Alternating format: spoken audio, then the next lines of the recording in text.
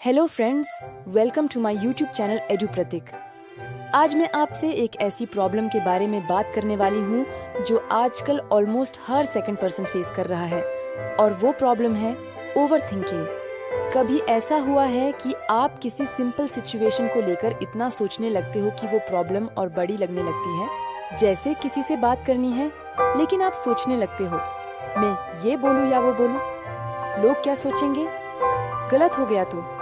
और इतना सोचते सोचते आप कुछ बोलते ही नहीं। यही ओवर थिंकिंग है। सबसे पहले एक इम्पॉर्टेंट बात समझ लो, ओवर थिंकिंग का मतलब ये नहीं कि आप वीक हो।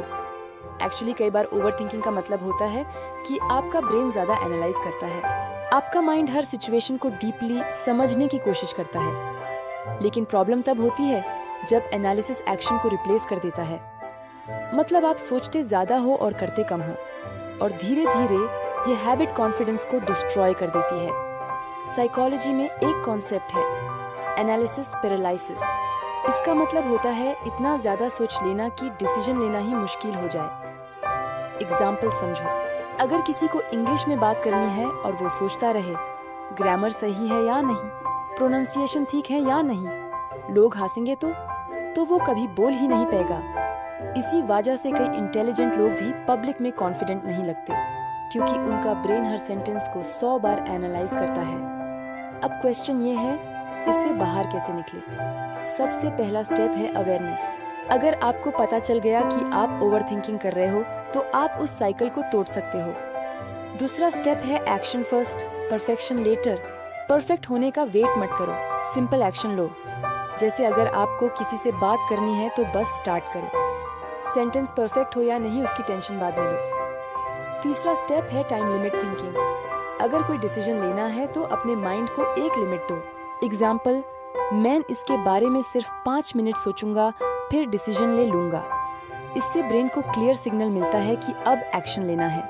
और एक और इम्पॉर्टेंट चीज, ओवर थिंकिंग अक्सर तब होती है जब हम फ्यूचर को कंट्रोल करना चाहते हैं। लेकिन रियलिटी ये है कि फ्यूचर कभी फुली प्रिडिक्टेबल नहीं होता। इसलिए बेस्ट अप्रोच होती है प्रेजेंट मोमेंट में एक्शन लेना।